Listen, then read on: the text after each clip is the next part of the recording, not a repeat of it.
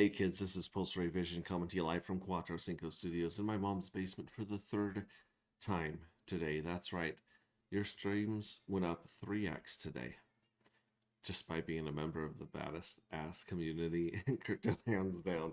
So check this out. Earlier today we did a text to talk reading of chapter 7. We did some notes and reviews and some feedback to feed it into Claude and to work on the story, make things a little more concise and a little bit better storytelling. So we've got the notes and the corrections on that one. A big one, in fact, that we've talked about. You know, we've read that chapter on stream probably 3 or 4 times, where Cole and BitBoy and Heavy Hitter are on their way to the Federation headquarters and they get attacked.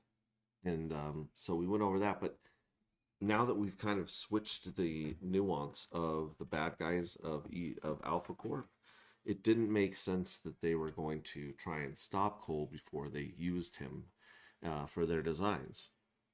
So we had to come up with a reason for that scene, because we didn't want to get rid of it. It's a great scene.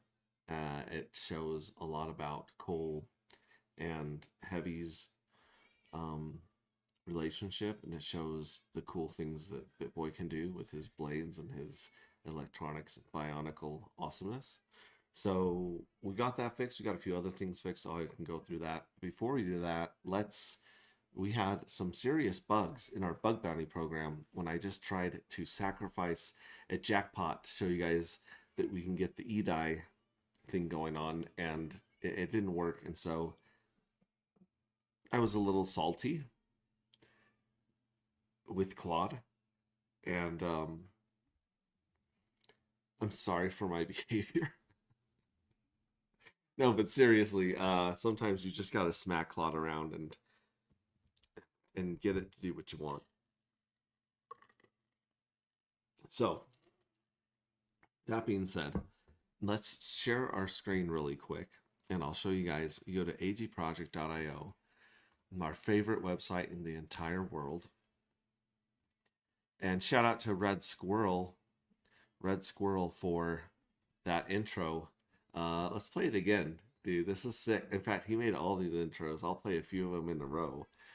This is Sci-Fi Earth logo.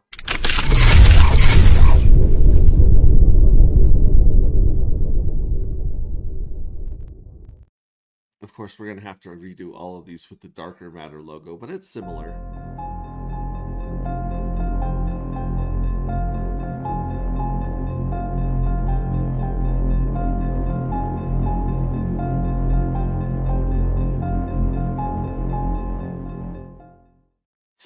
So good.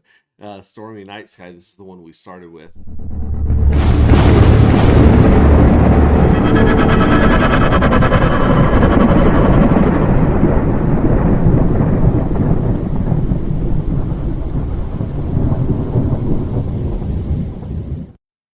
And then, of course, Realistic Universe.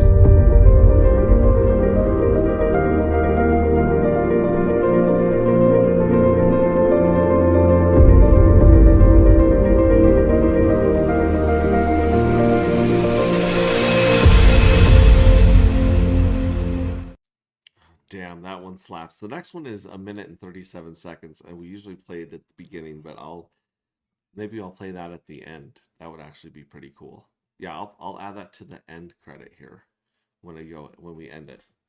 So anyways, here we are, agproject.io. The website's so awesome, we pay for it. That's the server. There we go. So here we are. If we go to home, the first thing you want to do is you want to connect your wallet. Up here in the corner, it'll say connect wallet. You can see I have a Rabby wallet here that ends in 6319A. That's our stream wallet. We're in season 1. We're in round 3 currently, and we're minting for round 4. That's what these cool lotto balls say here across this as we go through this. We got 8 hours left of round 3, and then we'll start round 4 for 24 hours. So you have a round every single day. So every single day you can come in here, you can click on the free faucet up here. So I'll click on there. I'll get 2,000 free darker tokens, and these aren't just testnet tokens. These are actual tokens with actual money value. Not as much as you'd think, because the liquidity pair has 50 cents in it. But either way, it is live on chain, and you are actually making these actions and transactions on chain the way you would when we go when we launch when we launch the token that is going to be snapshot airdropped to the people that hold dark matter right now.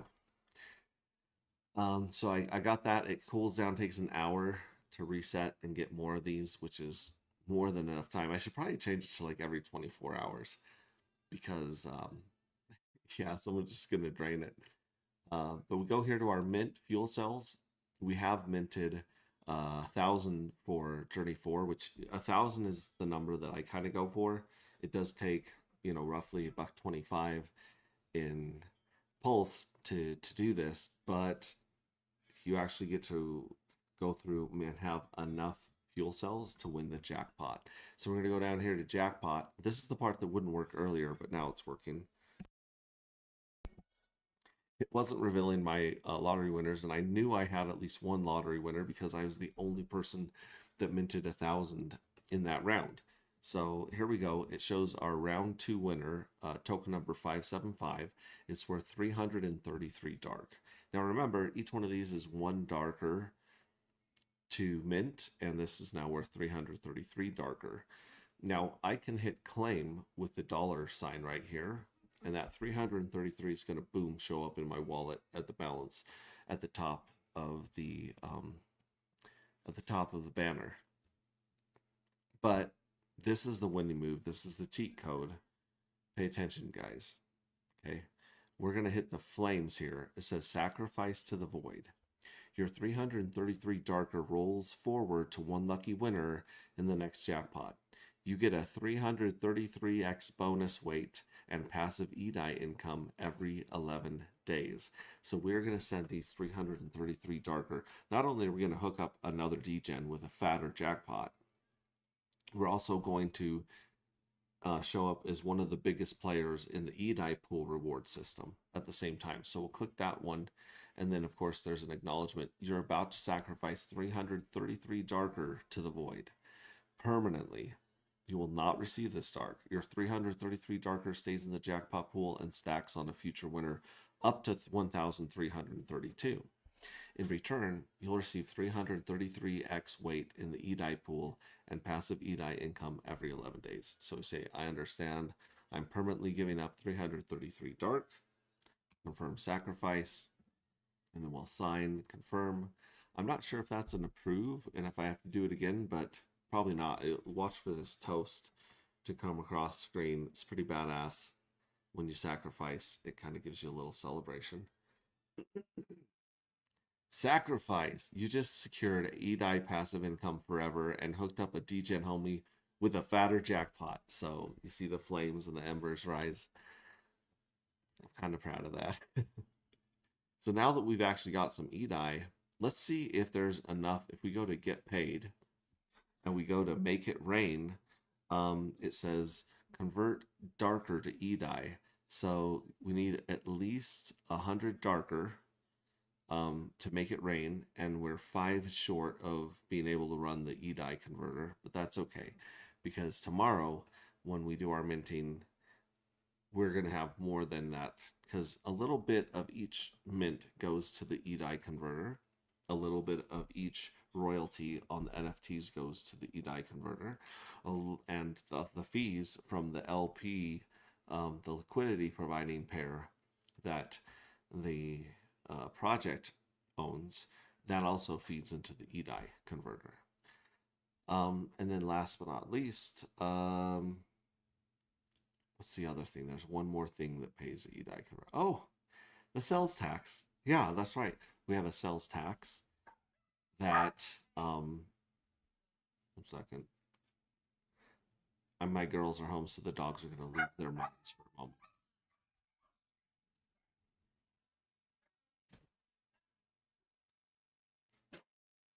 Okay, so we have a sales tax that targets bots and traders. It does not target community members, because if you have, hey, how was the movie night? Good.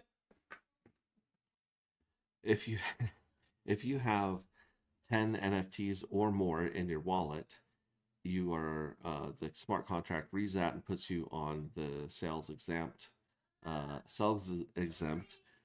and transfer exempt tax. So anytime someone sells or transfers darker, it's taxed 10%, and that 10% goes into this EDI pool that pays out the people that have sacrificed their darker and sacrificed their NFTs forever. Meaning that's like the ultimate commitment you can make. You are marrying this project and you want to see the price of darker go sky high and insane, because that's going to bring a lot of EDI rewards to you. So that's kind of cool. That's what this is about right here. We'll come here tomorrow, and then you'll also see like a fraction of a penny of EDI that we'll probably get if we get to claim it. But that's for tomorrow. Now that we've claimed our lottery winning, our jackpot winning, we sacrifice it to the void to get some EDI payouts. We're going to go back here to our NFTs. We have 1,000 NFTs. And so I'm going to click manage NFTs right here underneath that, season 1, round 2. And if you have NFTs, it'll have a thick border around it. If you don't have NFTs, see, we didn't mint any NFTs in round 1. We missed that one. And so they're in round 2, but round 2 has a thicker border. And then, of course, the glowing green one is the current one. The next one, you can see the 1,000 in round 4. But round 4 hasn't started yet, so it's still grayed out. And we're going to take the NFTs, and we want to stake all of them, every one of them. We're going to take every one of these, and we say, I understand I'm staking these NFTs 1 or 6 days, which when it goes live, it'll be 33 days or 180 days, which you'll see on the buttons. And there's a 50% penalty on accrued yield if I end the stake early. I also understand these NFTs are not transferable or sellable during the stake period. So if I want to list these on a secondary marketplace like Mintra or Squirrel's NFT Nutters, or any of these guys that are coming up with these, Kickbox Dev has also got one that I've been checking out. So if you go sell these, you can't sell them while they're locked. You'd have to unlock them, pay the penalty to go sell them, or to deplete them. If you wanted to burn them and ruin them, you could do that too. But we're just going to do that so we understand that. I'm going to click stake 180 days. Step 1 of 3, checking jackpot status. So it's making sure I don't have any jackpots. After I sign, this stays up a while. The transaction confirms on-chain. Stuck longer than 60 seconds, tap below, dismiss, and check your wallet. So we're at step 1 of 3. I'm going to sign and confirm, because I believe I'm waiving the right to claim any more jackpots, but that's okay because there are no more jackpots for me to claim. And so we're at step 1 of 3. Now before, we didn't have this, and so it would just, you click that button and then you just wait. Wait for minutes and minutes to go by and be like, what's going on? We added this so you guys would know the status of what's going on in the background. And also, like I said, anytime you're doing these batches and these extra steps, you're using MetaMask or maybe Internet Money Wallet, you're probably going to you want to bump up your gas to higher. For some reason, Rabby just, I don't know how they do it, but they estimate our gas very well, and I've just been leaving mine at normal. So I'll confirm that one. And then it should move on to step 2 fairly shortly. If not, then we'll be having a word with Claude and smacking around Claude. There we go. Step 2 of 3, approving the lock vault. First time staking from this wallet needs a one-time approval transaction, confirming your wallet, and then we'll continue to the actual stake. First time stake, your wallet may take up to 30 seconds to surface this pop-up. Don't click stake again. And you can also dismiss this if you want to get rid of it. But we're going to sign it. We're going to confirm that step 2 of 3. Again, this step you only have to do the first time you do locking on your NFTs or staking to supercharge them to earn 100 times more darker from the treasury than others. And here we go. So it's broken into 8 batches because I'm locking 1,000 of them. And so in order to make this gas efficient, we're going to do that. And so I have to click I understand again right there. Oh, maybe I don't. No, I don't have to do it again. I just go up here to my stream wallet right here, my Rabby. I'm going to hit sign confirm, and I'll be doing this 8 times. And then we'll be seeing another beautiful toast screen. And like I said, you guys can follow along at home. All you need is a burner wallet, meaning a wallet that you don't keep your valuable crypto in. This is a disposable wallet, or one that you just keep a little bit of pulse in to play the games. And then you can connect it here, and then you know that worst case scenario, if this turns out to be some horrible, scam, you're just going to lose those couple dollars of pulse by clicking the wrong button. But here we'll hit confirm. We're on batch 2 of 8. Hang on one second. I'm going to shut the door because my family has loud voices, even louder than me.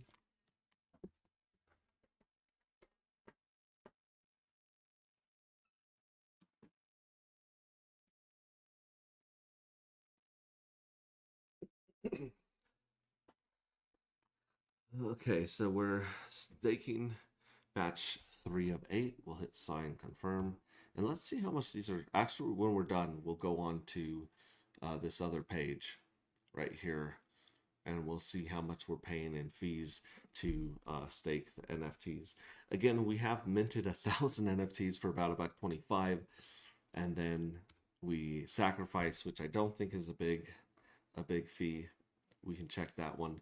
And now we're doing 8 batches to stake and lock these for 180 days in the real game, or 6 days here on beta. So in 6 days, we'll be able to come back. We'll be able to see the yield difference that we received by staking them. And you'll see it's quite dramatic. The difference in payout that we get from the treasury is insane. It's 100 times bigger than it would have been otherwise. You can also stake them for a short amount of time, a 33-day stake, and that one gets you a 10x bonus. But we're all about the 180-day bonus. We're about the 100x bonus. Not only that, okay, so now we're batching 7 of 8. Not only that, but there is an additional treasury pool, a bonus pool, if you will, 180-day bonus pool. And so this gets fed by several actions. The 180-day bonus pool gets fed by the emergency end stake penalties. It gets fed by every mint of an NFT. It gets fed by people sacrificing their tokens, their NFTs to the void to get the EDI payout. That might be it. There might be one other feed mechanism that I'll remember later, but basically all this darker pumps into this pool, and then this pool pays out and earmarks those NFTs for being in the 180-day stake pool. So here are 8 of 8. We'll sign confirm, and then we'll see what's going on here. Boom! Congratulations, 1,000 fuel cells now earn 100x weight. Killer move. Click anywhere to dismiss. Look at that. Look at that now, and you can see the little lock symbol on them. Let me zoom in on this so you can see this really good. Yeah, so here's the lock symbol right here. So you got the lock symbol I've got a number 11 through, I'm guessing, 1,011 or 1,010, however that works out. And you can see they're all locked here. And then I can actually, let me zoom out. Oh no, there we go. Zooming out to the regular size. Oh, that's a little too much. Yeah, we like it like that. Okay, so I can also choose one of these like that. I can click it, and I can end my stake early right there. Let's see here. Manage, clear, NFTs. Is it at the bottom? I don't think it's at the bottom.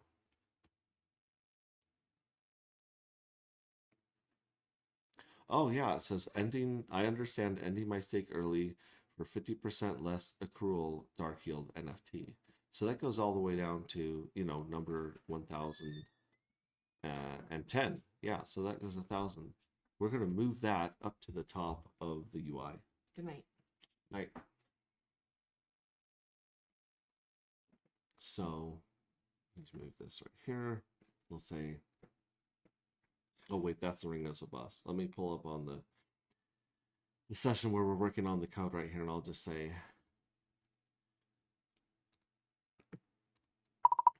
I'm pulling up the actions to early end stake one of my NFTs, and I've noticed that the disclaimer box and the end stake early of 50% penalty is at the bottom of all of my NFTs. That should be up above all the NFTs, so people with a lot of NFTs don't have to scroll all the way to the bottom to find it. There we go. We got Claude working on that UI fix, and I'm gonna unclick this because I'm not really gonna end my stake early right here. I mean, eventually I will to show you guys what's going on, but I don't know. There's actually another cheat code, another hidden cookie to this part of the game mode. I'm not even gonna share it with people because only me and my dev have figured it out so far. Let me come back here and see what's going on with my homies. We have Believe in Yourself. Hey Max, hi, how are you doing, buddy? I love the picture of your anti-gravity t-shirt, by the way, that you posted. What up, boy? Oh man, Red Ray 57, aka the founder of the Yup token, the most agreeable token on Pulse Chain, is in the house. It's still good to see him. Hex Glenn, hey guys, how are you doing? Hex Glenn, one of the loyal members of our fight club, our cosmic fight club here. Yeah, good to see you guys. All right, and I think that was about all I could do today on there. Let's go look at this right here. These are the fees that we've been paying to do these methods. So you can see here's the drip from the faucet, and then here's my 5 oh, look at that. Ouch. This last one was almost twice as much. So this last one was like 50 cents. So it goes like we were about $1.50 to mint all 1,000 of those. Then we got our drip, which cost us 56 pulse, which is nothing. Then we got our sacrifice, which is 151 pulse, which is nothing. That's a good deal. And then these are the set for approval. So I have a 20,000 and 17,000. That would be, 10, 20 cents. Set approval for all was 61 pulse, which is nothing. But then most of these are 35,000 to about 24,000 as the fees went down. So let's go to switch.win and see how much. The average is about 33, 35,000. So we'll go back here and do 35,000. 35,000, that means we are paying roughly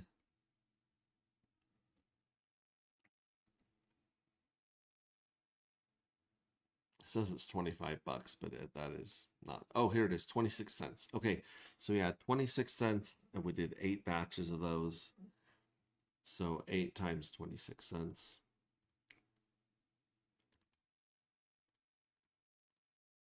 So it costs about $2 to stake those for 180 days and get 100x bonus on our Darker. Not bad. I mean, that's the reason that we test on main on chain on the main network, on main net, because it's the same price as some of the test nets on others. We got a message here from left. Oh, as you can see, I was talking about Claude earlier, right there. Okay, adding some more UI stuff. Oh, I'm gonna say that looks juicy. Exclamation, exclamation, exclamation. Come on. Boom. Love it. Yeah, this is the deplete stuff and sacrifice. Oh, that was the other place that you guys get paid from if you lock for 180 days. If you deplete, back in the old game we called it in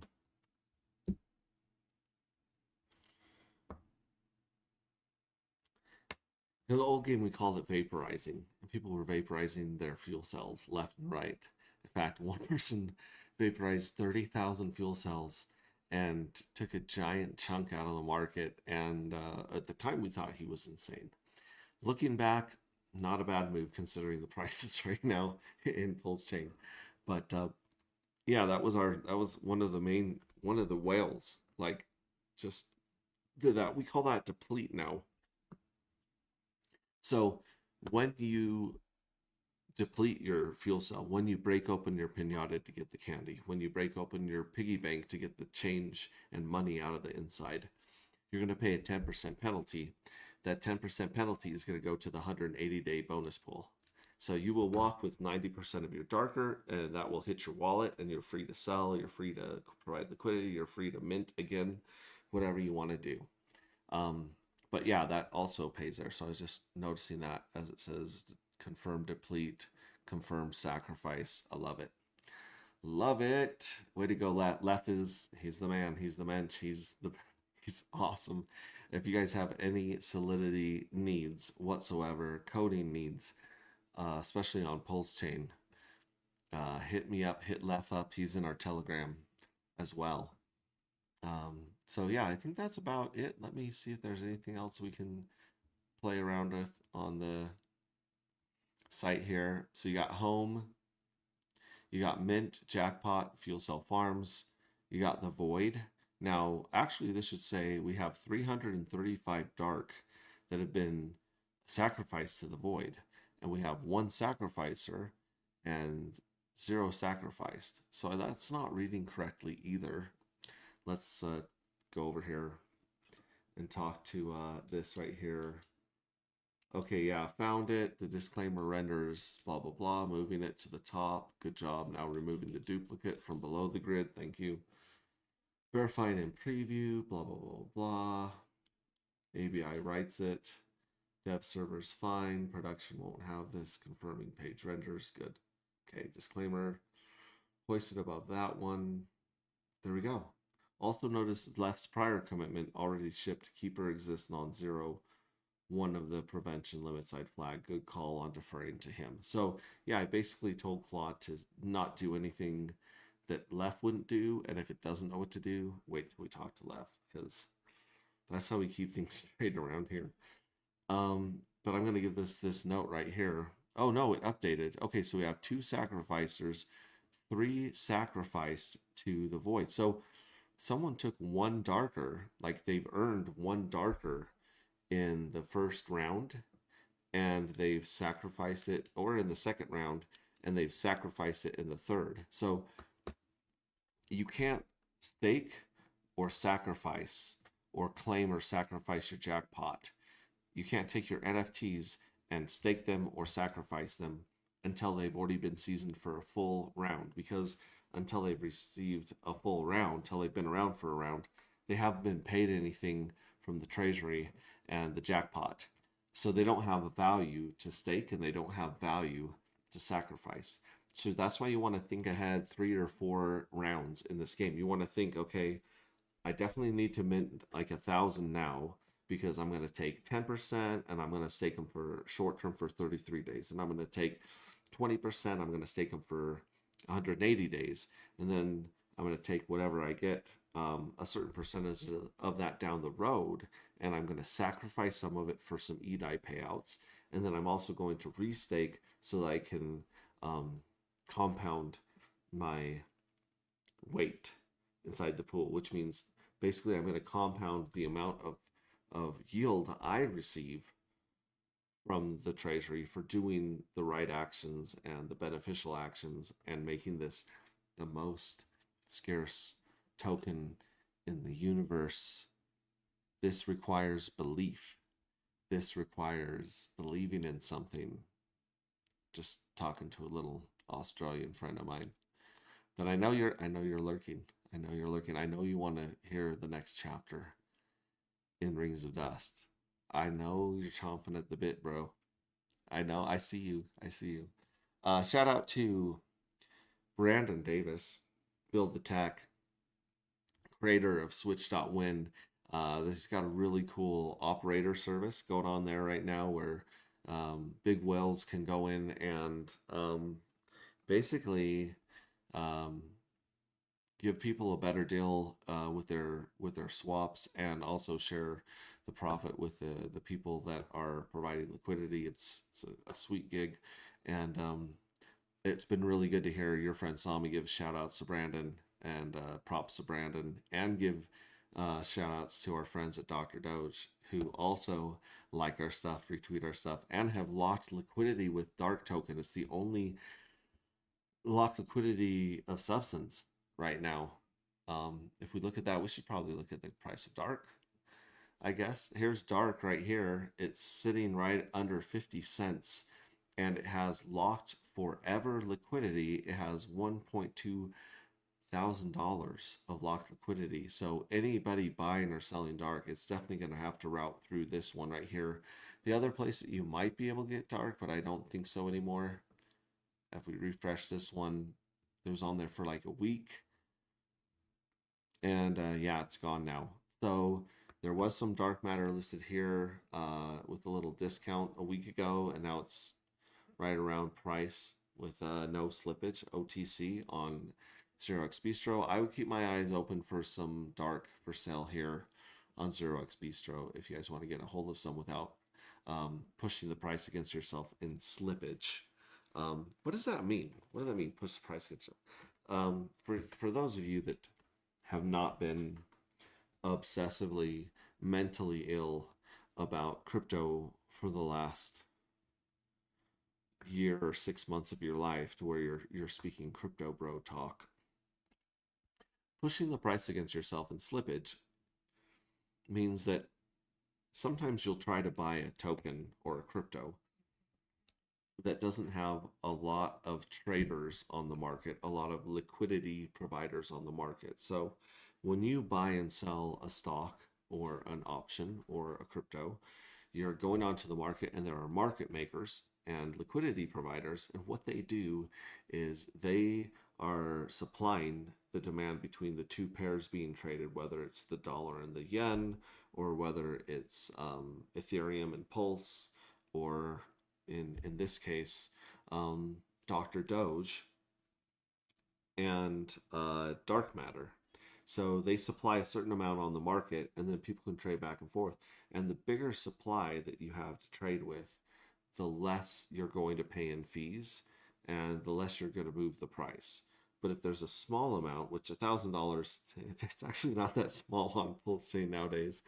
$1,000, if you were to make a $1,000 purchase or a $1,000 sell on that pair, you would move the price dramatically, and you would push it against yourself, and they call that the slippage. So the price would slip based on your bid or your ask, how much you're bidding on the price or how much you're asking for what you're selling, and it slips, and they call that slippage.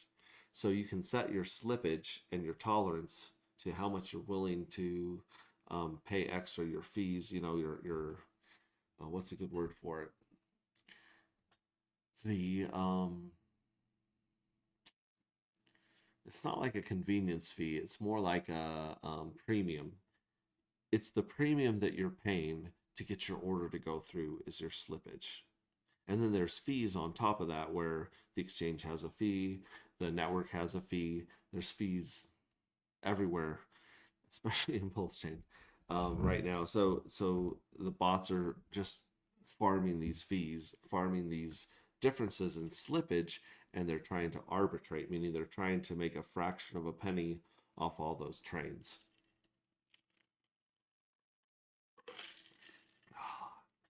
And it's those bots that we're targeting with our 10% sales tax. So that was I wasn't even planning on covering any of that tonight, and you're welcome.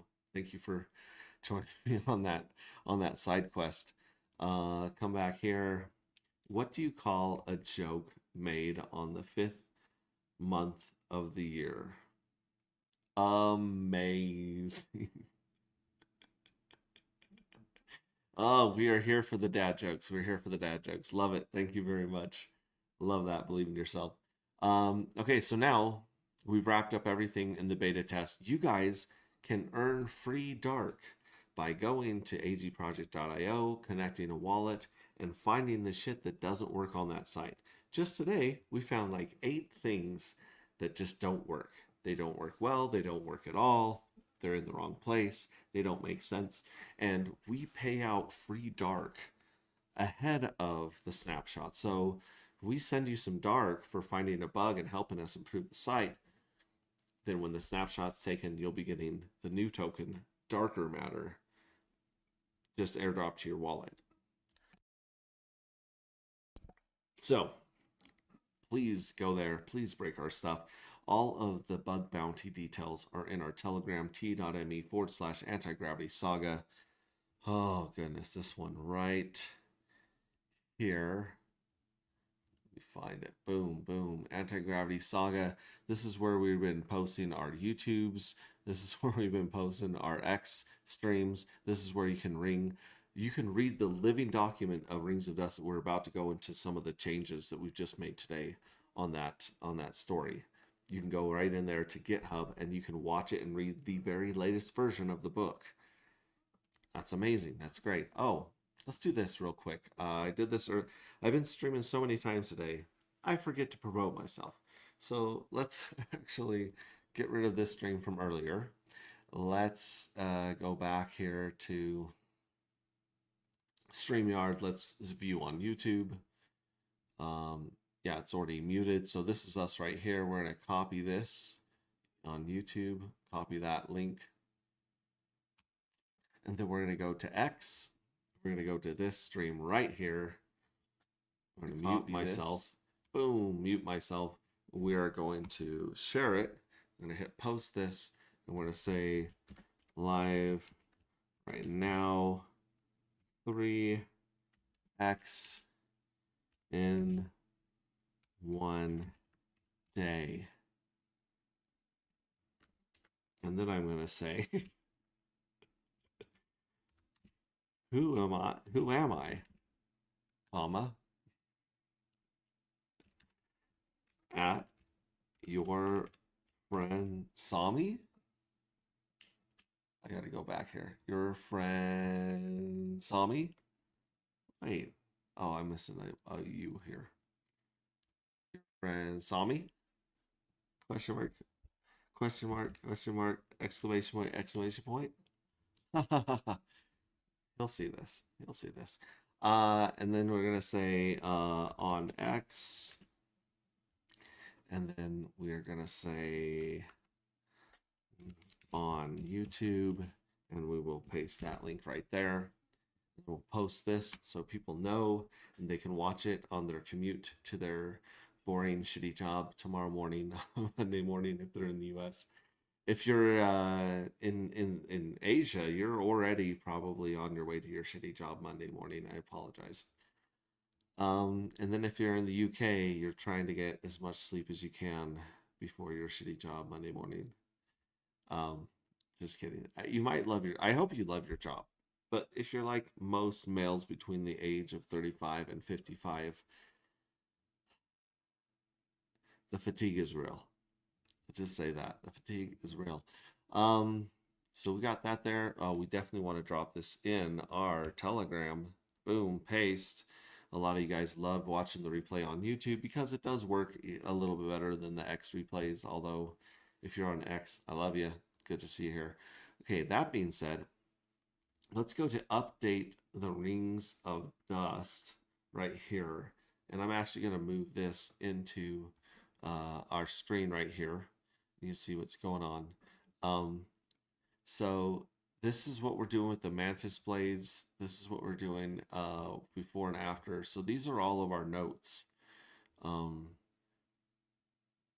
that we added or gave back to Claude to work on. And this is the way it was. This is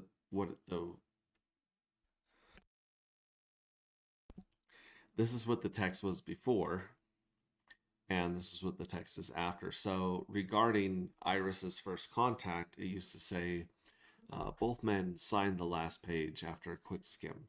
Welcome aboard, Mr. Nova, a voice said quietly in his mind, startling him.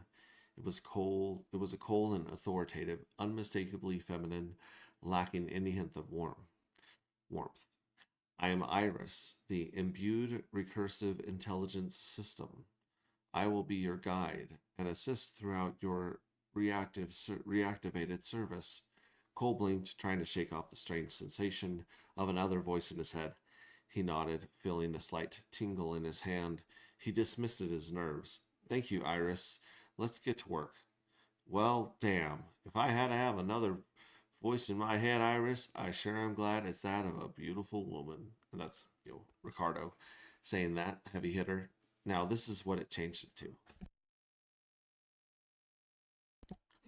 Both men signed the last page after a quick skim. Welcome aboard, Mr. Nova, a voice said directly in his mind, not through his ear, in it.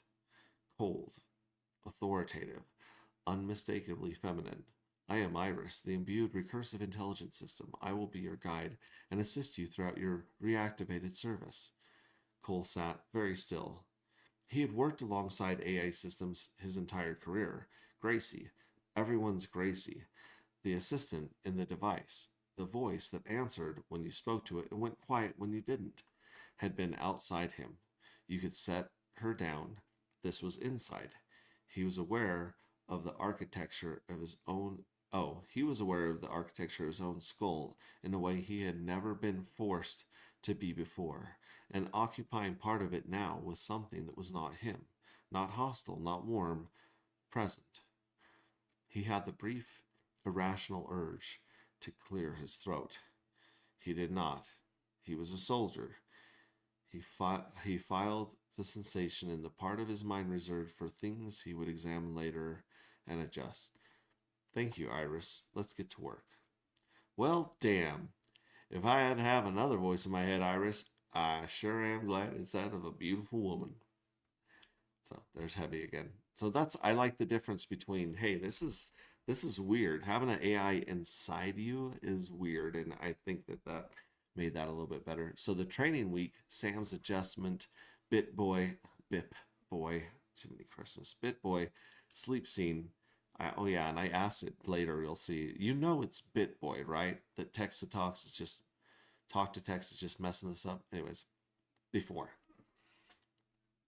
After one particularly strenuous module, Ricardo turned to Cole, horsing around to break the tension. I know Kung Fu. As Cole rolled out of his bunk, his hand beat the button on his alarm before it could go off and break the silence of the room of three. Iris already had his daily schedule programmed and would wake him directly, but he still wasn't entirely used to integrating her into his life. His sleep was mixed with fits of tossing and turning, even though he knew he needed the rest. He could never sleep the night before a launch. Some things never change, he thought to himself. Now that he was up, he could hear the buzz of people outside. That was changed too. After one particularly strenuous module. I don't like that. One particularly strenuous module. We'll get to it later. Ricardo turned to Cole, horsing around to break the tension. I know Kung Fu.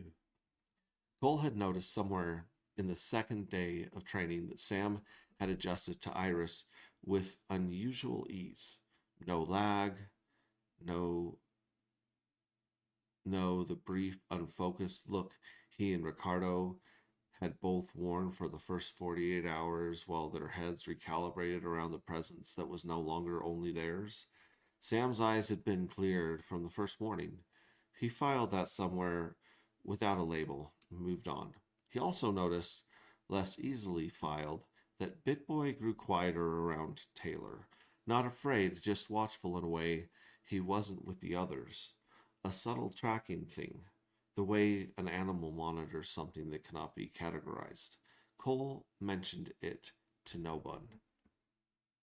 As Cole rolled out of his bunk on the morning of launch, his hand beat the button, the alarm before it could go off. Iris had already had his daily schedule programmed and would wake him directly. He had been doing exactly that all week, but he had not yet found the right relationship to sharing his skull with something that was already awake when he was still trying to become awake. Gracie had been outside the room, in the device, quiet till you needed her. Iris did not wait. She was already running each morning before he had decided to think. Already, there in the dark, behind his eyes, when he tried to go under at night, he'd been breathing deliberately the way they'd trained him. It helped less than it usually did. His sleep came in intervals. He could never sleep the night before a launch. Some things never change. And some things changed into something you didn't have a word for yet. Now that he was up, he could hear the buzz of people outside. That's a great improvement right there. Now, the mantis blades. I noticed that we didn't mention the mantis blades. If you guys don't know what mantis blades are, think of swords that pop out of your arms. And I forget like there's a couple of video games that you guys would know these from, and a couple of genres and universes of sci-fi that you guys might know about these from. But picture windshield wipers that pop out of your arms, but instead of windshield wiper blades, they're blades. So before, "Hey BitBoy, ready for another adventure?" Ricardo said, chuckling. BitBoy chirped happily in response, extending his mantis blades briefly. Amid the cacophony of beeping systems and the whir of machinery, Taylor and Sam entered the cabin, moving with focused intent. This is it after. "Hey, BitBoy, remember, ready for another adventure?" Ricardo said, chuckling. BitBoy chirped happily in response, extending his mantis blades briefly. 6 inches of retractable carbon edge, catching the cabin light before folding back with a sound like a lock engaging. Ricardo watched this without expression. He'd been around BitBoy long enough to understand that briefly was carrying significant weight in that sentence. Amid the cacophony of beeping systems and the whirl of machinery, Taylor and Sam entered the cabin, moving with focused intent. Love it, love it. Cole's speech before he touched the intercom. "Cole, do you have anything to say to our engineers?" Thank you all for everything you guys have done to get us to this point. This is for everyone who wasn't able to join us." The engineers cheered. We changed that to, he touched the intercom. "Cole, do you have anything to say to our engineers?" "Thank you for everything you've done to get us here." He paused. "This launch, this mission, is for the crew we lost before we ever cleared the ground. We carry them." The engineers cheered. Yeah, so that one's, I like that change. Taylor's smart calm. Before, Taylor turned, his eyes scanning Cole and Ricardo with curiosity and skepticism. "Captain Nova, Ricardo," his hand ran unconsciously along the smart comm in his pocket, hoping he'd remember to turn vibration mode on before incoming message notifications. Sam was relaxed at her console, surrounded by a nest of monitors. And that was changed too. Taylor turned, his eyes scanning Cole and Ricardo with curiosity and skepticism. "Captain Nova, Ricardo." His hand moved to the smartcom in his pocket with the casual ease of a man who's done the same thing 100 times and knows exactly what he's looking for. He registered the indicator pocketed in the device and returned his attention to the console without breaking sentence. Sam was relaxed at her consoles, surrounded by a nest of monitors. So it shows a little more, it gives you a little more hint and nod that, Sam's got some smart comm in his pocket that the others don't know about. Okay, I love it. Sam's transmission. Before, Sam was relaxed at her console, surrounded by a nest of monitors. Her eyes sparkled with intelligence, and she had an air of confidence that put Cole at ease. Her light-hearted approach balanced the situation's intensity, making the grueling preparations more bearable. This being a Federation mission, no one thought to check for other spacecraft in the area. This has changed to Sam was relaxed at her console, surrounded by a nest of monitors. Her eyes sparkled with intelligence, and she had an air of confidence that put Cole at ease. Her light-hearted approach balanced the situation's intensity, making the grueling preparation more bearable. For 90 seconds while Cole and Taylor talked, Sam's hands moved through a sequence on her secondary panel that looked from behind like standard diagnostic routing. Her shoulders were relaxed. Her face didn't change. When she finished, she set both hands flat on the console for a moment, rolled her neck once, and went back to her primary monitors as if nothing worth noticing had happened. Nothing worth noticing had happened. This being a Federation mission, no one thought to check for other spacecraft in the area. I love it. It's subtle. It's these little punches and these little nudges that set things up for a bigger payoff later. All right, collective crew. Before, this being a Federation mission, no one had thought to check for another spacecraft in the area. An Alpha Corp cargo ship cruised along the interior of a large, empty cavern. Aside from a few packed weapon crates. Just out of radar range, a separate smaller ship scuttled along, this one being an old decommissioned transport shuttle abandoned by the failed Republic of East Asia. It was filled to the brim with radio amps for long-range communication. Inside was a crew of 3. Their hand-sewn insignias collected the frost from their breath. One of the men turned to the others. Are we considered drops or snowflakes at this temp? Dun, dun, dun. I love that. I love that. I love it. I wrote it. That's why I love it. After, this is what it's been bumped up to. This being a Federation mission, no one thought to check for other spacecraft in the area. An Alpha Corp cargo ship cruised along the interior of a large empty cavern. Aside from a few packed weapon crates, just outside of radar range, a separate, smaller ship moved without announcement, an old decommissioned transport shuttle that the Republic of East Asia had abandoned along with everything else. The Republic's markings had been painted over with the particular care of people who understood that thoroughness is indistinguishable from innocence. Let me say that again. Wow, that one went over my head. The Republic's markings had been painted over with the particular care of people who understood that thoroughness is indistinguishable from innocence. Inside, rack-mounted radio amplifiers where the seats used to be, 3 people and enough cold to make conversation visible. The man at the navigation console, broad, unhurried, the kind of still that comes from years of watching rather than acting, kept his eyes on the Golden Dawn's exit signature as it cleared the atmosphere and went quiet. The woman reviewing the transmission log ticked something complete and closed the window. The third sat with his arms crossed, watching the vapor of his own breath. Their hand-sewn insignias had collected frost on the threads. One of them turned to the others. Are we considered drops or snowflakes at this temp? The woman at the transmission log checked the last entry. Relayed, she said. So I like that wink. I like that nod. Okay, so we had to figure out a reason for that one, and I asked it, and it came up with something that was kind of dumb. It had to do with like people fighting for Dark Axe or trying to get back at him. And then I said, actually, in the previous version, it was, Cole and Ricardo thought that it was angry, vengeful family members of the crew that was lost in the explosion. And so I said, that's where we want to go. That's what we want to do. And it said, that's the right answer. It's better than everything in the notes because it's not a plot convenience. It's earned grief.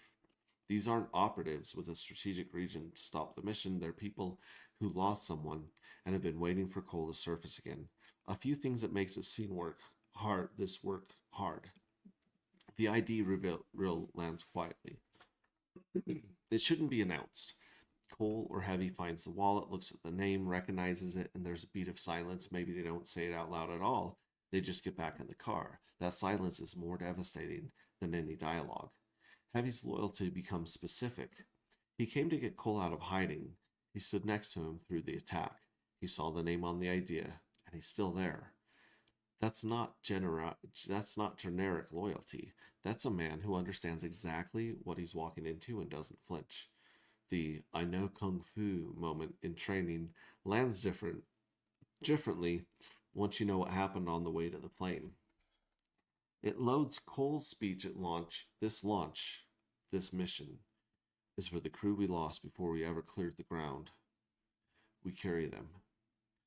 Cole just physically faced a member of that crew's family hours or days before saying those words. The engineers in the control room who cheer, they knew the lost crew too. That shared weight is now enormous. And then Bip Boy, destroying the carload isn't cool anymore. It's awful. He's not stopping mercenaries. He's stopping grieving parents or siblings who drove a car at the man they blame. That changes the register of the whole scene from action beat to tragedy, which is exactly why you love it. Worth updating the revision notes with this resolution and flag to end the scene that needs one beat, the name on the idea, the silence, neither man saying it, to land the way it should. Want me to update 7, blah, blah, blah? I said, yes, and you know it's BITBOY, right? Yeah, got it. BitBoy. Talk to Text was giving me BipBoy, and I followed it into the seed file. I'll fix every instance of the notes. Thanks, bruh. Okay, now I'll fix BitBoy spelling. Thank you. Done. BitBoy is gone everywhere in the notes. It's BitBoy throughout, and item 7 is now the correct resolution. Grieving civilians. The writing note is at the bottom of the key. 1, play them with full humanity. They're not wrong to be in pain. That's what makes the scene something other than an action beat.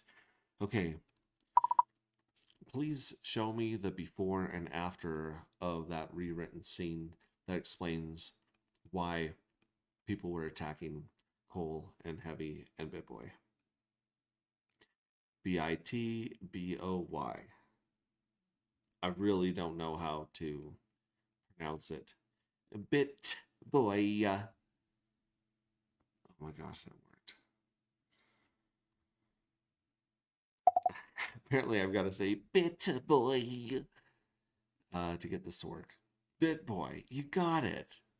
Here's the before and after. 7 of the notes. Before, who attacks, the problem, blah, blah, blah. No, I just want to read. No. No, I want to read the text before and after the change.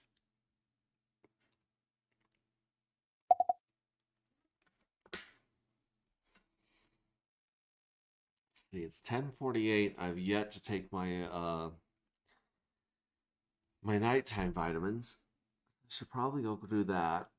I'll tell you what, maybe we'll take a beat and we'll jump into chapter 8 here.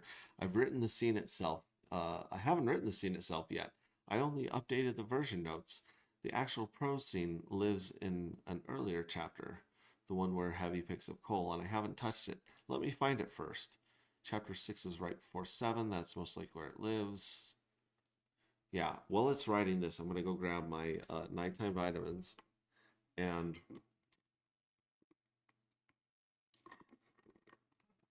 when I come back, we're going to load up chapter 8. Wait, did we already do chapter 8? No, we did chapter 6 and 7. We'll load up chapter 8. We'll listen to the talk to text. We will give some notes back to Claude. And yeah, it's been a great night. We'll catch you guys tomorrow as well as we do day 5 of the bug bounty. And you can see some of the stuff we start doing with winning the jackpot and locking and unlocking and sacrificing. Okay, so here it is. So before, wow, this is really long. I'm just going to read the after, actually. After. What's the name on the ID, Ricardo asked. Cole examined the image. He didn't answer right away. He looked at it for a moment longer than it takes to read a name. Then he set the phone face down on his knee. Brandon Davis, he said, Texas. Ricardo glanced over. Ring a bell? Cole looked out the passenger window, the city lights coming up around them. He didn't answer. Ricardo didn't push. He drove. The shadows of their actions trailed closely behind. I like it. Actually, I think that Cole should show the name and face to Ricardo, and as Ricardo registers and realizes that it's attached to the explosion at the beginning of the book, he gives Cole a knowing look, and then nothing else is said between them. While it's doing that, I'm gonna go grab my vitamins. I'll be right back.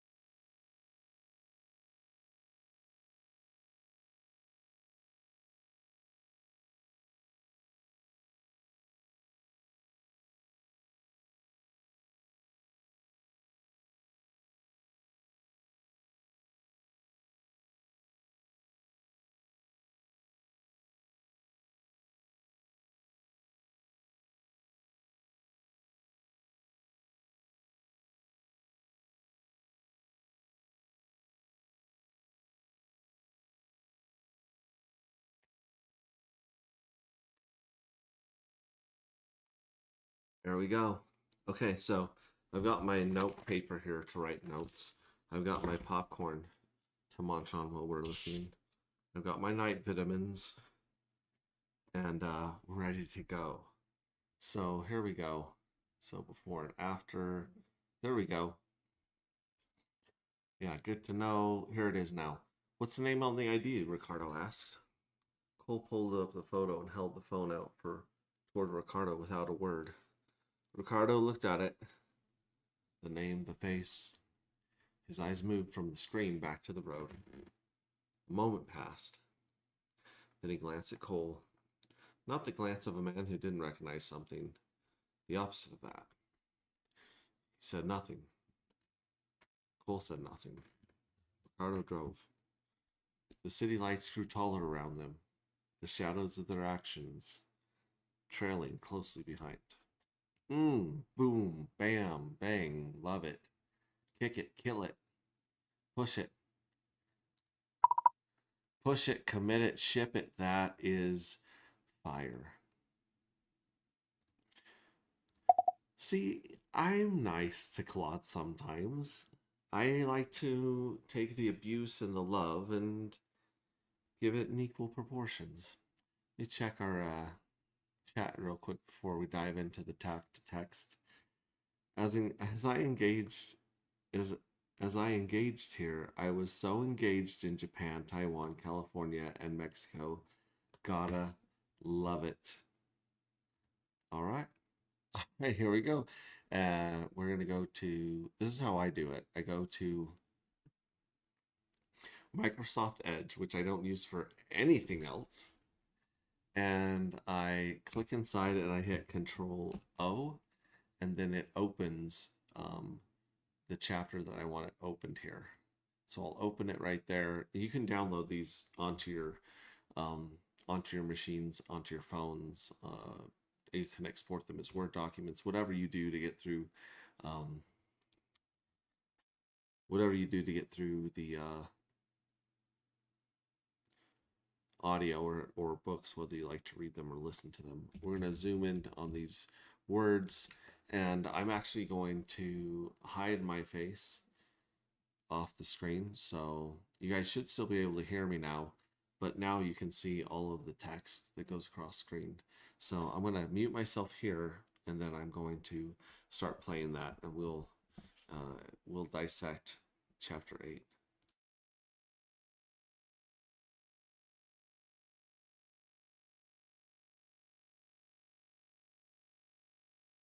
A minivan pulled up behind them. Rings of dust. Chapter 8. Emily and Sharon sat in a parked Sprinter van. They were pulled off in a turnout on a county farm road surrounded by wheat and soybean fields. They arrived a little earlier than the designated time, 3:33 p.m. Sharon picked at her gas station sandwich. The soggy lettuce was as pathetic as her last attempt at college. A minivan pulled up behind them, and a pair of collective agents exited, approaching the back of the Sprinter. They wore shirts and levis, looking very ordinary except for their gait. Their body language telegraphed confident resolve and a purpose greater than themselves. Sharon and Emily rolled down the windows, and the man on Emily's side reluctantly spoke the code phrase, "No raindrop thinks it's the flood." With that, Emily unlocked the doors, and the collective members moved to the back of the vehicle. "What are you two anyway? Agents? Or lower on the totem pole?" She turned to look at them through the cargo area. While hefting the first set of 6 gym bags on their shoulders, they paused to look at each other, puzzled. They weren't sure if they should divulge that information. "It's not like I'm a threat. I'm just delivering the crystals." The one on the left spoke. "I'm a junior tech. He's a senior. How many more merit badges are needed to level up to heavyweight champion?" Emily said, smirking at the sharpness of her own wit. They rolled their eyes and carried the loot back to their ride. Sharon chuckled at how much they looked like chipmunks hoarding acorns for winter. On their return, Sharon threw them a token of amends. "Hey, technician is pretty good. I'm sure you guys will make it past agents into the navigators. Good job for being punctual. These crystals are on day 3, so ensure they get sealed in the next week, just to be safe." "Got it. How come you two aren't part of us?" the junior asked with a little grunt as he hefted the next bag. "I'm all business, and she's just far too pretty." Emily blushed at Sharon's quip. "Speaking of business, you have something for me?" After placing the bag in the minivan, the senior tech went to the glove box and grabbed an envelope. "Here you are, ma'am." "Ma'am? What am I, 50? He shook his head, not wanting to engage. "Thank you for your help with the fight."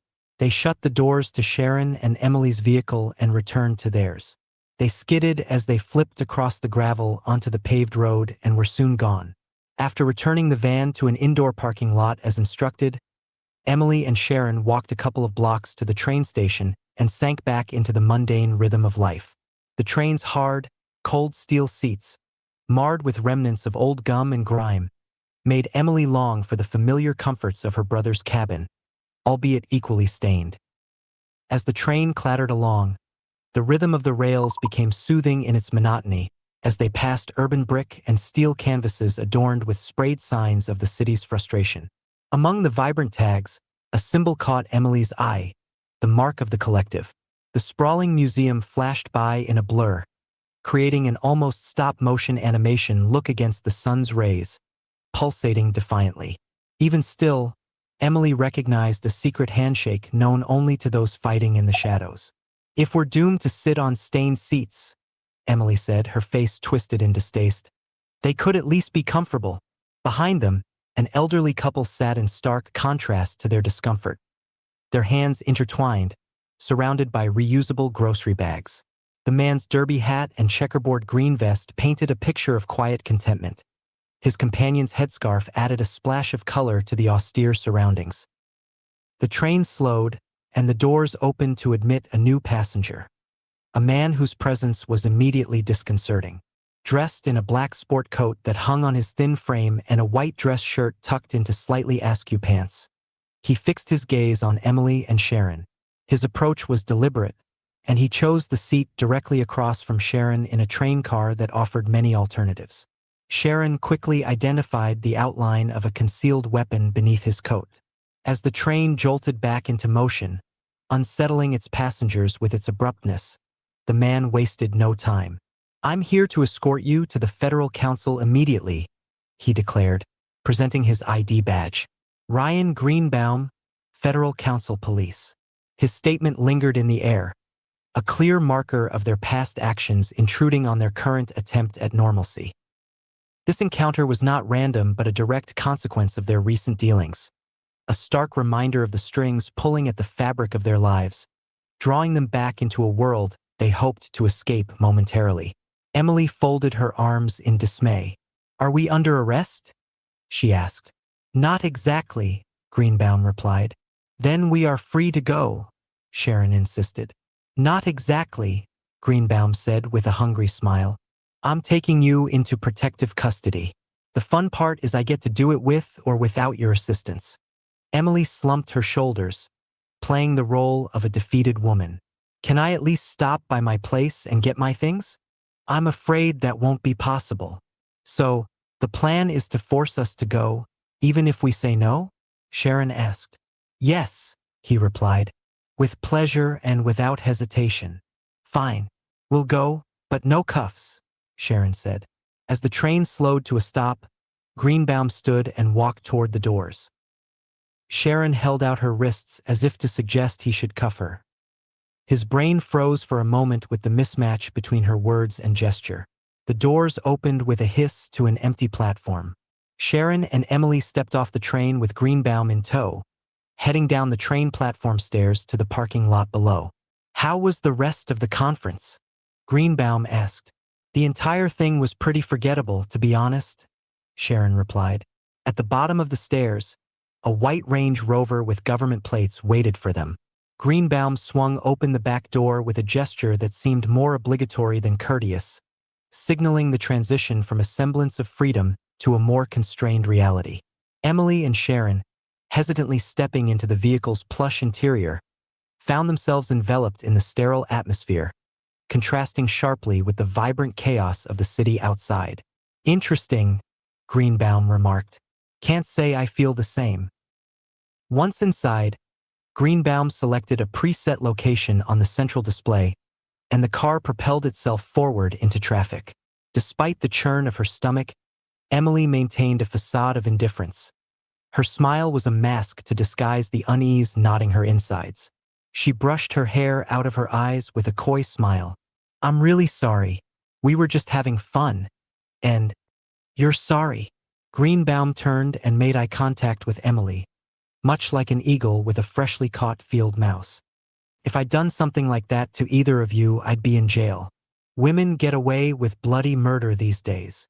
Sharon let out an uncontrollable laugh that sounded more like a cough, highlighting the absurdity of Greenbaum's thinking.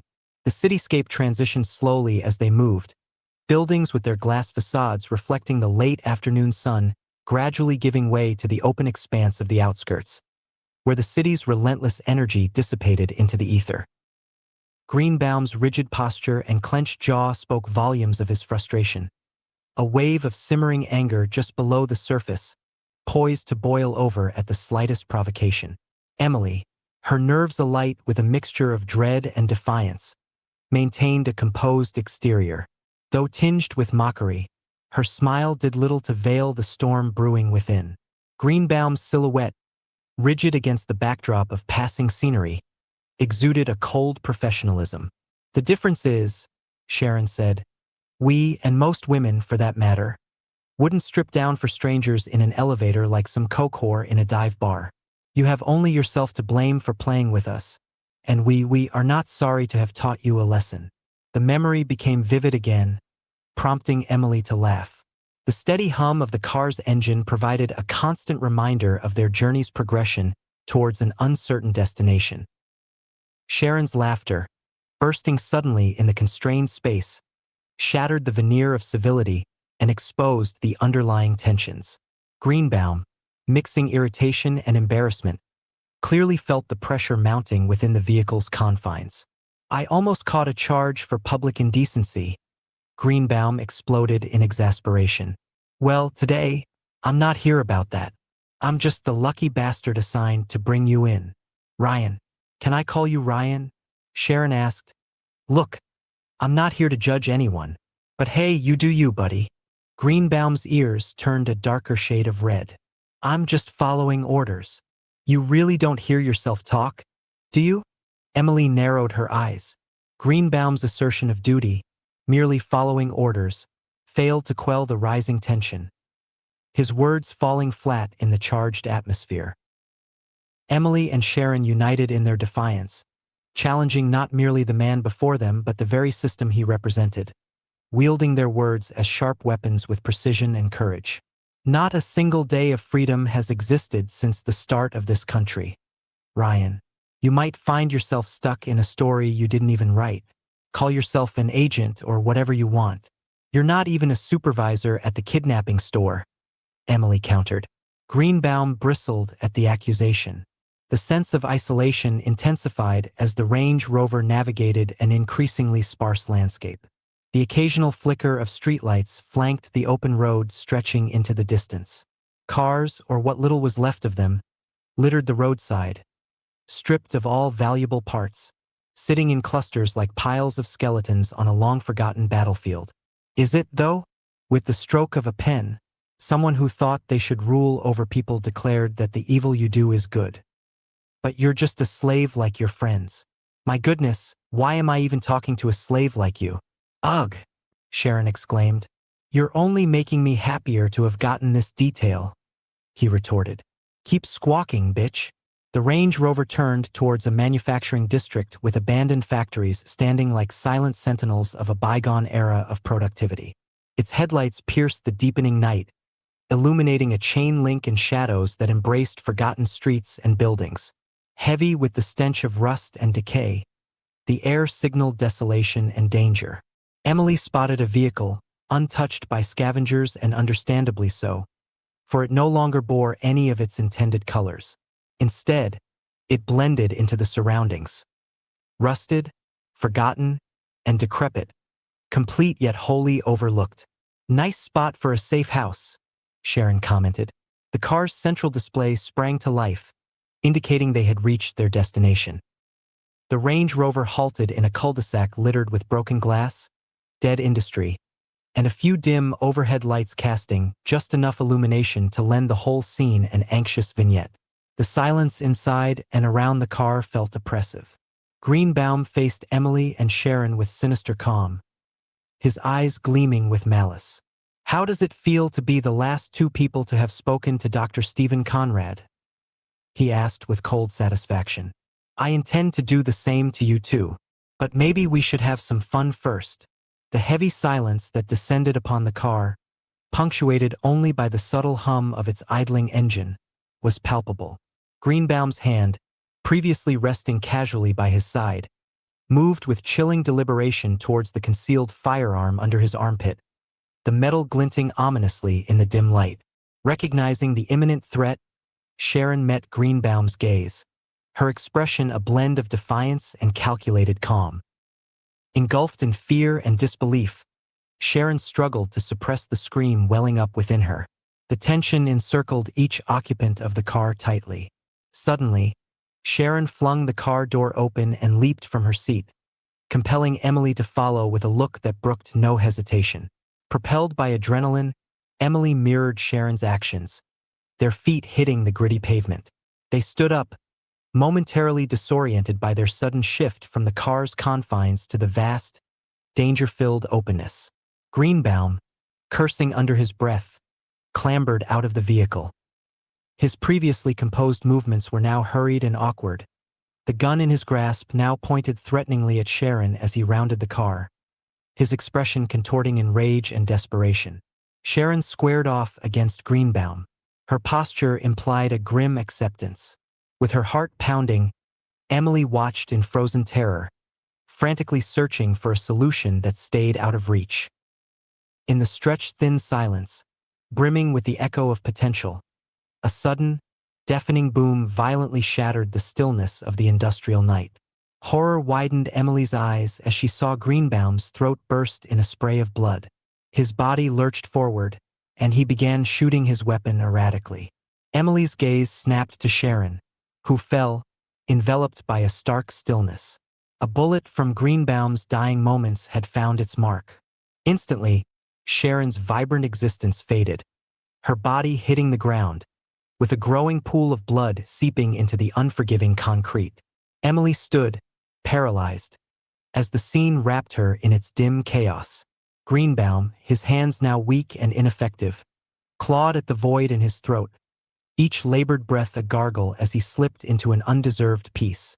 Snapping into autopilot, Emily darted around the car to grab the keys from Greenbaum's lifeless hand. Holding the bloody keys, she began plotting an escape. From the shadowed fringe of the parking lot, the van Emily had previously dismissed as a rusted wreck shot its dim, yellow headlights toward her and lurched into motion. Its engine roared as it charged toward the scene, its arrival scattering gravel and distorting the night's oppressive silence. The side door slid open with a harsh, metallic scrape, revealing figures cloaked in the ambiguity of night. Impersonal, efficient hands grabbed Emily before she could process the unfolding events. A heavy paw clamped over her mouth, silencing her screams as another arm encircled her throat. They pushed her forward, her feet barely touching the ground as they half-dragged, half-carried her towards the van's gaping maw. The world narrowed to the rush of air past her ears and the harsh grip on her arm as the looming darkness of the vehicle's interior threatened to engulf her. Emily's senses heightened. The sharp sting of cold air as she crossed the van's threshold, the rough texture of the van's floor against her skin, and Sharon's blood drying, tightening across her body. She tried to free her hands to wipe away the gore frantically. It was futile. They pinned her against the cold, uneven floor by her wrists and ankles. Then the door slammed shut with a heavy thud, and the van sped off.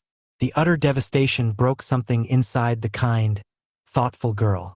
Her thoughts were consumed by Sharon, the injustice, and she stilled, switching her mind's state from past and future to the present. Time slowed and seemed to stretch as she carefully absorbed her surroundings. The van, hollow except for two bolted-in seats on the sidewall, pressed the double zip ties into her wrists and ankles as she lay in it. Every bump and pothole assaulted her weakened body. Even as the bare, ridged floor warmed, it jabbed her, slipping between her ribs, between her vertebrae. Yet, she remained still and present. Dim light filtered through the perforated steel wall separating her from the cab. Across from her, two armed men watched from their seats. Between the suffocating darkness and the sudden light, time became fluid for Emily, each moment stretching into eternity. The cold embrace of the room into which she had been thrust harshly reminded her of her current reality. Her mind raced, and every thought was a desperate attempt to find an escape, a solution, or a way to gain the upper hand. But with each passing second, her situation's weight pressed harder, squeezing hope from her heart. Yet, amidst despair, a spark of defiance flickered within her. Emily forced her breathing to slow, each inhale an act of resistance, each exhale a release of fear. The distant sounds of the city outside, a car horn, the muffled drone of traffic, faint laughter, grounded her, reminding her that her life, was still out there. After what might have been an hour, the van's angle shifted upwards slightly as they drove. The burly man who had skillfully taken her by the neck earlier now pulled a small knife from his boot. "Let's get these ties off you," he said in a deep rasp. The van door slid open, and a sturdy grip encapsulated her shoulder. "Walk!" She stepped out of the van and onto the ground. The heavy hand on her shoulder steadily guided her through a packed parking garage until the ding of an arriving elevator reached her ears. The elevator smoothly ascended an unknown number of floors, dinging again upon opening. Emerging into the desolate lobby, Emily's senses sharpened, taking in the sterile smell of antiseptic in the air and the muted echo of their footsteps on the polished concrete floor. The vast and unwelcoming space, its emptiness underscored by the soft hum of fluorescent lights overhead, stretched out before her. A long corridor lay ahead, its walls adorned with unremarkable art, the kind that fades into the background, forgotten by all who pass by. Guided by the firm grip on her arm, someone led her down the hallway, her mind racing as she passed door after nondescript door, each potentially hiding untold stories behind their cold, impersonal facades.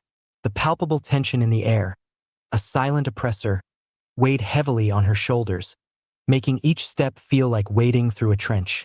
Finally, they stopped before a door, indistinguishable from the rest except for the ominous sense of finality it seemed to exude.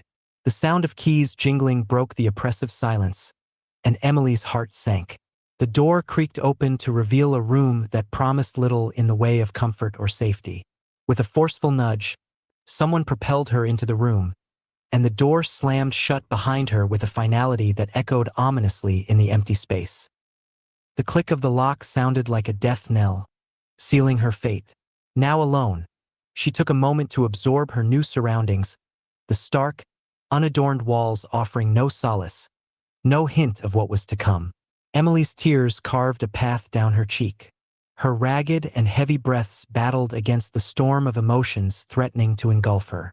The echo of Greenbaum's final moments haunted the corners of her mind, replaying with cruel insistence that bordered on torture. Why, she pondered in the depths of her turmoil, had she allowed her heart to harbor such disdain for a man now merely a whisper in the wind of their harrowing journey? With a surge of inner strength, she cast aside the chains of regret, donning instead the armor of resolve forged in a fire of adversity. The abrasive sound of the key grating against the lock heralded the entrance of an unexpected guest. Her arrival marked by a gust of air that carried a semblance of life into the room's oppressive stillness. The orders were executed to the letter. The man's words barely cut through the thick air. "She's here as requested." My orders and your execution diverged vastly. "Leave us," Rachel commanded. Her authority was unquestionable. Once the door clicked shut behind him, leaving them in a bubble of forced intimacy. "Emily, I'm Rachel Vase," she began, her voice steady but carrying an undercurrent of urgency. The room seemed to contract slightly around them, like a half-remembered dream or a long-forgotten friend. A flicker of recognition stirred in Emily. "You were never meant to be greeted with such hostility," Rachel said. "This misstep, it's on us. Rest assured, it will be rectified," she cautiously added. "Let me make amends. Your ordeal warrants substantial compensation." "Sharon's life was taken," Emily demanded through a stream of unwelcome tears. "No amount of compensation can replace her. Heck, I don't even know who you are."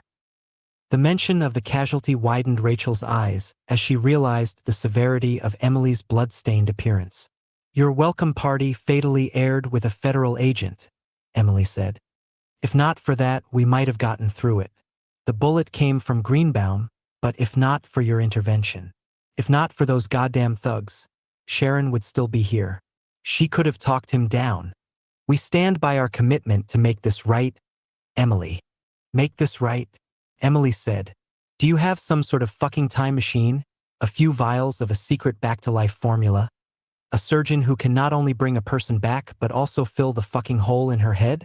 Emily, Don't even say it, Emily said.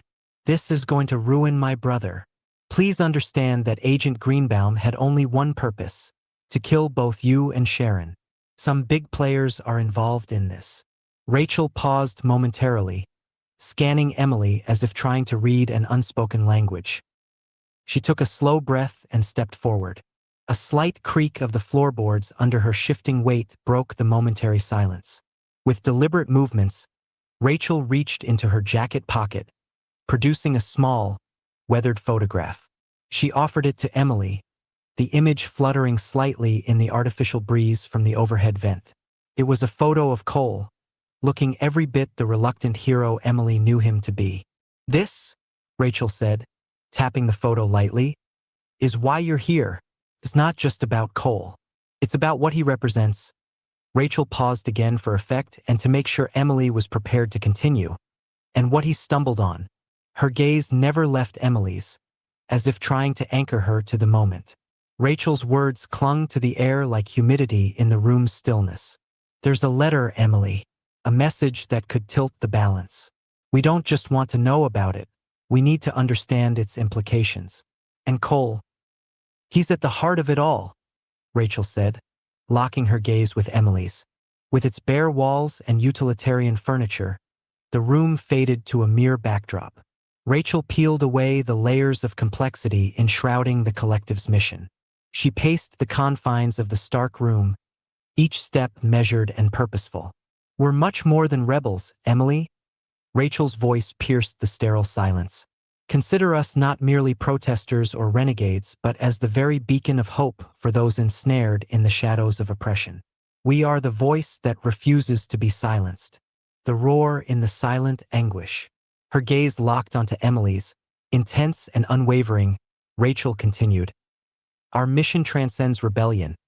It's a summons to all who have been forced into the margins, to those who have watched whims of the powerful dictate the course of their lives. We are not the cure. We are the beacon. The room seemed to absorb her words.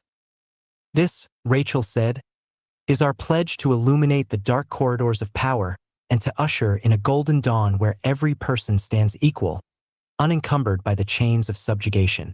We do not simply oppose. We illuminate, we liberate, we empower. In this fight, Emily, every voice counts, and every hand joined strengthens our resolve. Together, we can reshape the world.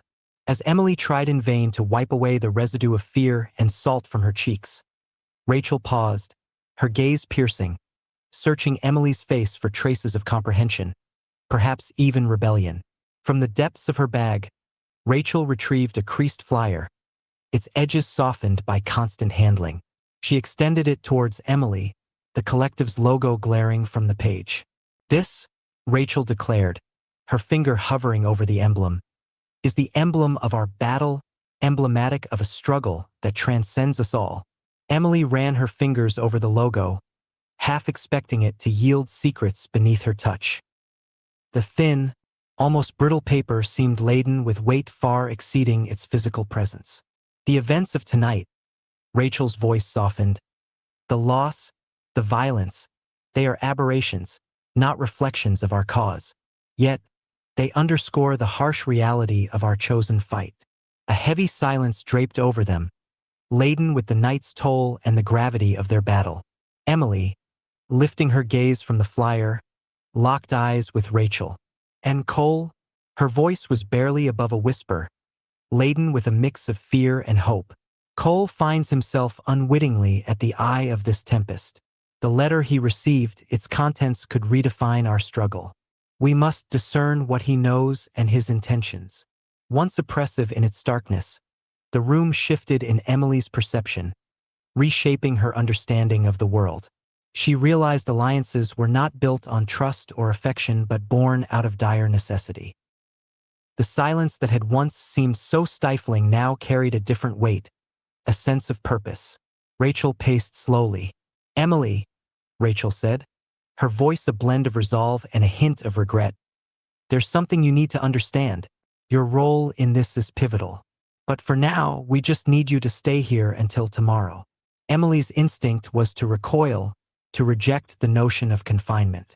Her eyes darted to the door, to the dream of a swift exit.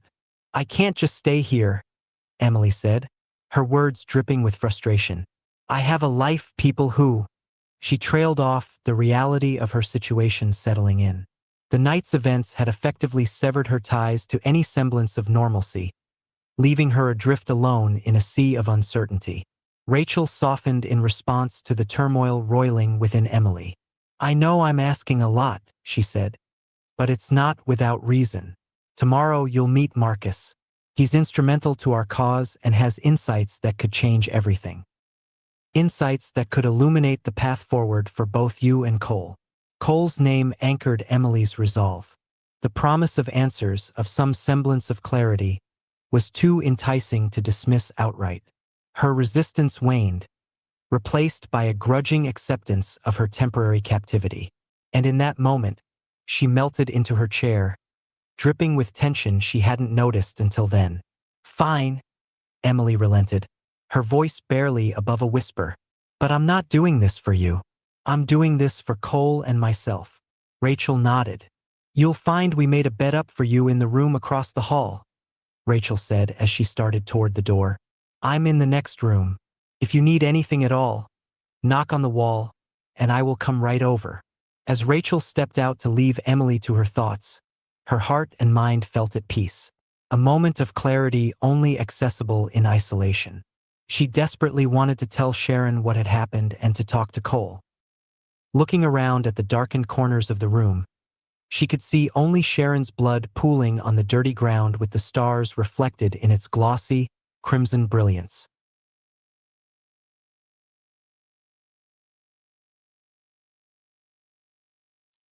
Wow. Okay, so a lot to unpack there. You've got this crazy murder scene. You've got Greenbaum reappearing and them realizing that Greenbaum is the reason the Dr. Conrad disappeared. But this was written as Greenbaum, who was like a double agent, working using the Federation for a cover, but it doesn't line up with him, obviously being on Alpha side. And then also, Rachel just kind of dives into this story about the collective and being the underdog and this cause. Um, but she wouldn't do that unless she knew that the henchmen and the other people that went and picked her up were there. Another thing is that you know what? I'm just going to say this into Claude. Also, before we do these notes, actually, I'll do these notes and I'll go back and read how we've changed the timing on Max's fuel cell. So go here. Notes on chapter 8. At some point, Emily and Sharon need to also hand off all the files to the collective with the crystals. I don't think that has been added to the text or the prose. So let's add that to the scene where they drop off the crystals. And then also, they need to realize at some point that Greenbaum is cosplaying as a federal agent. In fact, they remember that he had Alpha information, Alpha, logos and Apollo on at the hotel. So they're like, why is he pretending to be a federal agent? So at some point they've got to know and realize, hey, he's just pretending to be a federal agent. Now the question comes, why was the other van lot sitting in that parking lot where he came to execute them? Well, that group is, at first we had him as an actual just shitty agent trying to kill them, but now he's with Alpha and they're with Alpha. So the purpose that they serve being in the van in the parking lot is to make sure that everything goes to plan. And as soon as they see that the situation is getting out of control, they decide to just pop Green Bomb and grab the girls. But as they pop Green Bomb, he pops Sharon, and so they have to run up and they grab Emily. Another vehicle that we find about later comes and picks up Sharon.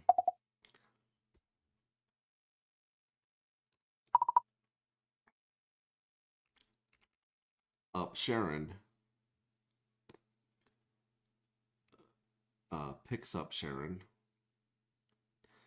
But we're gonna hear that about that later when other things are revealed about Sharon. So in this new scene, we need to rewrite it so that she acts like she's with Alpha, and she does yell at them for, letting the scene get out of control and for Sharon end up dying. And I don't think that Emily would also use the word Sharon's life was taken. She'd be like, Sharon's dead. That's what she would say. And instead of my brother, she'd say Cole.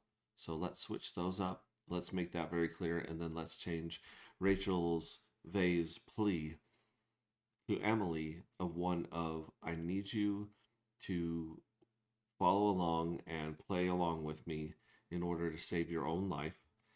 And then we also have to figure out what we're going to do when Emily meets Marcus, because if Emily meets Marcus before she's released, she's going to recognize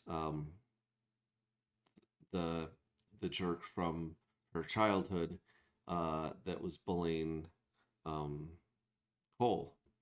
And there's even a scene in Dark Matter, where Cole is being picked on by Marcus or someone, and she basically, pulls them off of them and kicks their ass. So we can rewrite that scene somewhere in chapter 2 or 3, and then we can have Emily say to Marcus, I've kicked your ass before.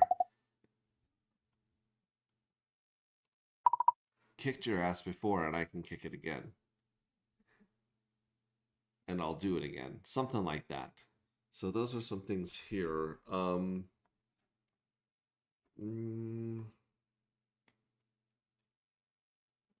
Okay, yeah, that should cover everything.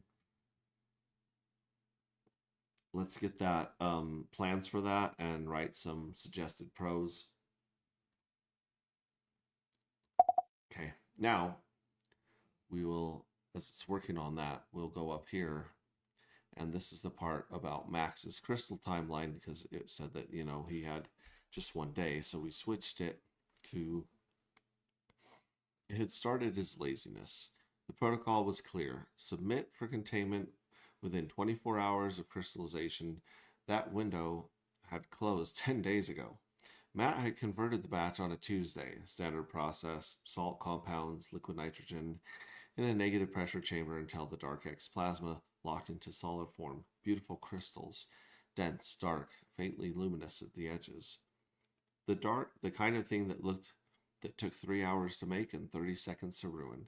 The kind of thing a junior researcher had no business holding on to without authorization. The official containment unit was across campus.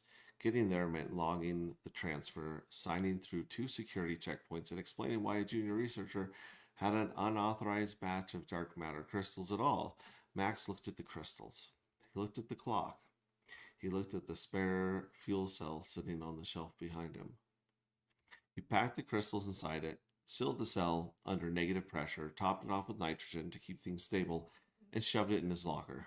I'll deal with it tomorrow. Tomorrow became the next day. The next day became a week, and a week became 10 days. The mandatory turnover window was long gone. The crystals now approaching a reversion on their own schedule, whether he was ready or not. Each morning, he stood at the locker for a full minute before he could make himself open it.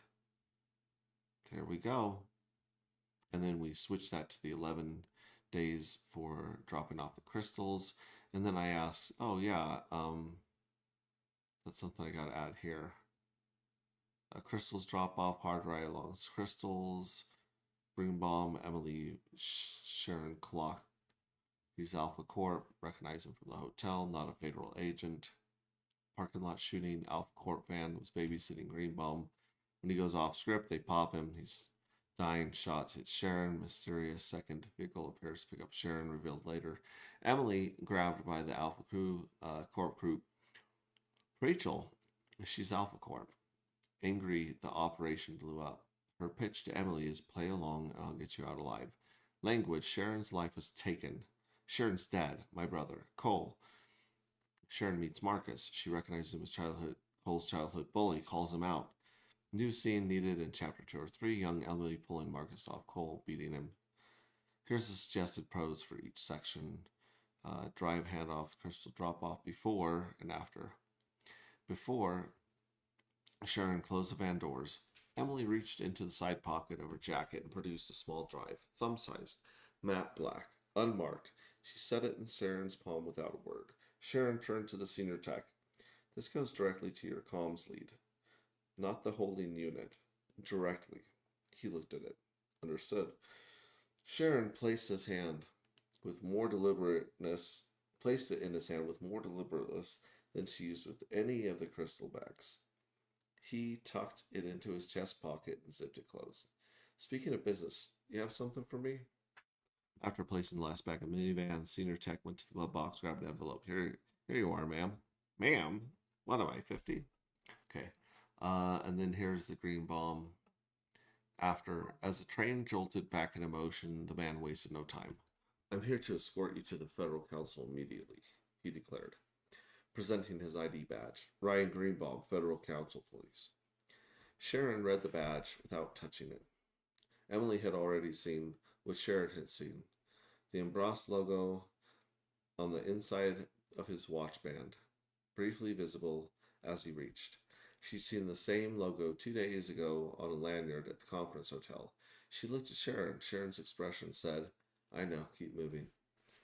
Emily folded her arms. Are we under arrest? Not exactly, Greenbaum replied. Then are we free to go? Sharon said, with a particular calm, someone who knows exactly who they're talking to. There we go. Parking lot, the shooting, Sharon, the mysterious second vehicle, before and after. In the stretched thin silence, a sharp crack split the night. Not from Greenbaum's gun, but from the far edge of the parking lot. Greenbaum's body pitched forward, throat burst, weapon discharged in wild arc as he fell. Emily's gaze found Sharon in the same instant. Sharon was down. The van that looked dead lurched to life. The side door opened before it fully stopped. Hands, efficient, unhurried, entirely unsurprised, held Emily up and moving her before she understood she was being moved. These men had been waiting for this. All of it. The shot, the chaos, her. She twisted back once. Sharon was on the concrete, still. A second vehicle, not the van. Something she hadn't seen. Lights off. Engine already running at the lot's far entrance. Pulled forward towards where Sharon lay. Emily had no way what that meant. She had no time. They put her in the van. The door closed. The lot disappeared. Love it. Okay, now Rachel, Alpha Corp's damage control, honest pitch. She's here, as requested. What happened out there was not requested, Rachel's voice cut clean. Leave us. Once the door shut, she let the silence sit. When she looked at Emily, her expression wasn't warm, but it wasn't cold either. It was the look of someone doing math. Emily, I'm Rachel Vase. I work for Alpha Corp. The man who brought you here tonight was not a federal agent. He went significantly off script, and I want you to understand that Sharon was not supposed to be harmed. Sharon's dead, Emily said. Rachel didn't flinch. I know. And you want something from me? And you want something from me? And you want something from me? It should be a question. I want you alive. Right now, those are the same thing. She pulled up a chair and sat across from Emily without ceremony. Here's what I can give you. You walk out of this building tomorrow. No charges, no federal involvement, no one's going near Cole. What I need is one conversation with our director and your cooperation for the first 24 hours. You don't have to believe in anything. You just have to not make it worse than it already is. Emily looked at her. You're asking me to play along? That's a question again, too. I'm asking you to survive. Rachel said, play along. It's just the method. Let's add a note here. When Emily says you're asking me to play along and says, and you want something from me, those are questions with exclamation points. Like she's really angry and shocked that Rachel's asking for something right after something so traumatic happened. There we go.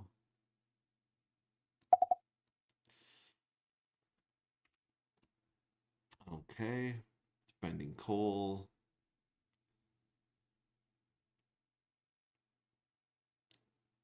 Here we go. Emily meets Marcus. She recognizes him. The screens flooded with Cole's face, medical records, Federation transcripts, grade school photos. Emily looked at the man standing at the desk. She knew that face, not from files or briefings, not from a specific afternoon. She couldn't have been older than 12. Cole, with a bloody lip, and this boy's knee on his chest, and her grabbing him by the collar and putting him on the ground in front of his friends. He had looked up at her from the dirt, like he couldn't quite believe it. She hadn't given him time to decide what to do about it. I've kicked your ass before, Emily said. Be aware that I will do it again. Something moved behind Marcus's eyes. Not embarrassment, quiet calculation of someone deciding whether a thing is relevant. You have a good memory, he said. Does this information look familiar? I love it, love it. Okay, new scene for chapter 2 or 3. Young Emily defending Cole.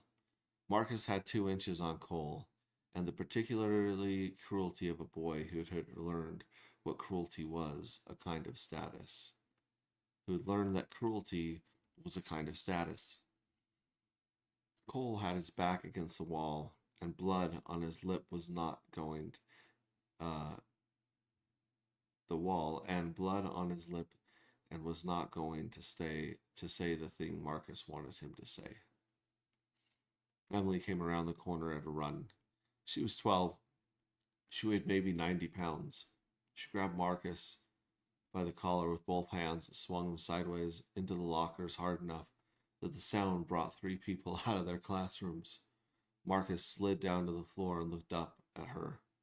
He was breathing hard. She looked at Cole first, checking, not asking, then back at Marcus. If you touch him again, she said, I won't wait for you to get up. She helped Cole to his feet. They walked away. Behind them, Marcus sat on the floor, in front of friends, didn't say anything, which was worse than anything else that could have happened to him that afternoon. All right, now I said, yeah, and you want something from me? Rachel explains, blah, blah, blah. And you want something from me? You're asking me to play along? Yeah, exactly.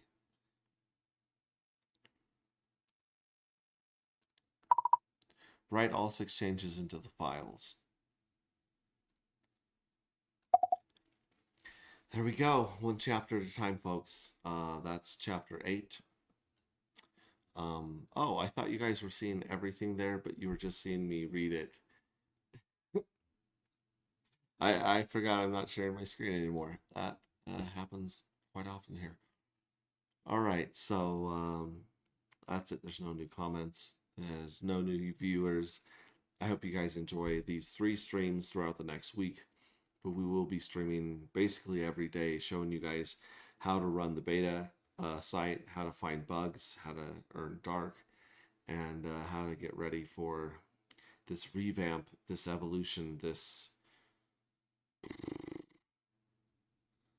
sequel to what was already one of the coolest, most imaginative, most amazing projects on blockchain. It's just getting better. We're just getting started. Believe in something. I'm going to leave you guys again with this outro right here from our friend Red Squirrel. There we go. And yeah, I set that as outro. I love you guys. Remember, you are valuable, you matter, and what you do matters. And you are worthy of the righteous desires of your heart. Just think on those things for us, and you're part of the best damn community in crypto, hands down. All right, love you. Catch you on the next one. Ciao.